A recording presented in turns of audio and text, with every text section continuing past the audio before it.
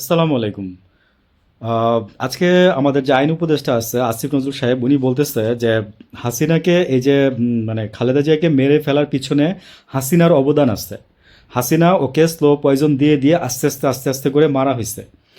ওই হাসিনা যখন ওই যে 26শে অক্টোবর 2013 সাল যখন ওই যে বক্তৃতা করছিল, হ্যাঁ, নির্বাচনটা হওয়ার আগে দিয়ে, যখন বালুর ট্রাক দিয়ে যখন আপনারা রাস্তা বন্ধ করে রাখছিল আওয়ামী লীগের লোকেরা, তো তখন আসিফ নজরুল সাহেব এই কথাটা মানে মুখ দিয়ে একবারও বলে নাই, এখন বলতেছে, এবার ইভেন কিছুদিন আগেও বলছে।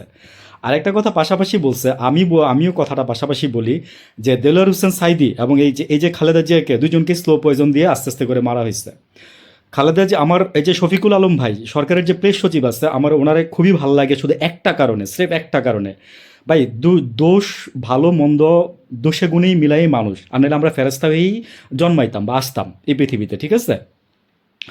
শফিকুল আলম ভাই বলছে যে এই যে দেলোয়ার হোসেন সাইদিরে যখন মানে কবর দিতে নিয়ে যায় ওনার এলাকায় 200 থেকে 250 লোক মারা হয়েছে। এইগুলোর তো আমরা কোনো বিচার দেখি নাই আসিফ সাহেব। তারপরে এই যে আপনি কিছুক্ষণ আগে বললেন যে এই যে খালেদা জিয়ার মারার পিছনে আপনার এই যে শেখ হাসিনার ফেসিস্ট সরকার, শেখ হাসিনা দায়ী। হ্যাঁ, আপনি আজকে এই এতটা মাসে বিচার করতে পারলেন না কেন? আমার কথা হচ্ছে এটা ভাই, মানে আমার কথা হচ্ছে যে আপনারা বলেন, হ্যাঁ, এ দায়ী, ও দায়ী, ও দায়ী, ওরে ধরছেন, ওরে ধরছেন, ওরে ধরছেন, এই করছেন, সেই করছেন, বিচারটা তো করতে পারেন না। আসিফ নজরুল সাহেব, আপনার ব্যাপারে তো আছে আর অনেক কথা, হ্যাঁ, ওইদিকে নাই গেলাম। আপনার ব্যাপারে বলে মানে আপনার ব্যাপারে যেমন মানে দুর্নাম বলে শেষ করা যাবে না, দুর্গন্ধ ছড়াবে শুধু।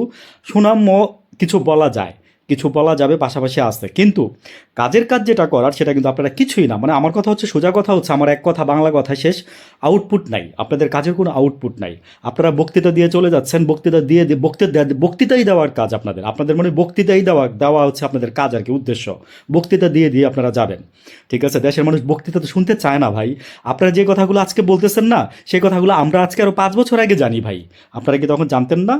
আপনারা অবশ্যই তখন জানতেন, ঠিক আছে? এই যে দেলোয়ার হোসেন সাইদির যে মৃত্যুর পিছনে যে কলাম তো ফার্স্টে আপনিই লিখছিলেন, সেটার সূত্র ধরেই তো হাসিনা মনে করেন যে আজকে দেলোয়ার হোসেন সাইদিরে ধরে তারপরে মনে করেন যে এই যে আস্তে আস্তে আস্তে আস্তে মারছে। ভালো মানুষটা হুইল চেয়ারে করে গেছে হসপিটালে, সেই মানুষটা মনে করে যে মৃত্যু হয়ে বের হয়েছে, এবং সেই লোকটাকে জানাজা দিতে গিয়ে মনে করেন যে আরও 200-250 লোক মারা গেছে। বর্তমান সরকারের যে প্রেস সচিব শফিকুল আলম ভাই আছে, উনি নিজেই কথাটা বলে।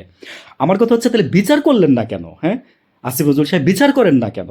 ঠিক আছে, বিচারের কাঠ করে দাঁড় করে দিতে পারেন না? আপনি এই যে হাদি ভাইয়ের বিচার নিয়ে বলতেছেন, আপনি থাকবেন হচ্ছে 1 মাস, আর আপনি বলতেছেন যে প্রথম বলছেন আর কি এটা, যে 90 দিনের মতো বিচার হবে, এরপরে যখন জনগণ চাপ দিল তখন আপনি বলছেন যে 1 মাসের মধ্যে বিচার হবে, এই ধরনের কিছু একটা। পুলিশ নাকি 7 তারিখে জানুয়ারি মাসের কি রিপোর্ট দিবে, দেখি কি দেয়, কিছুই হবে না।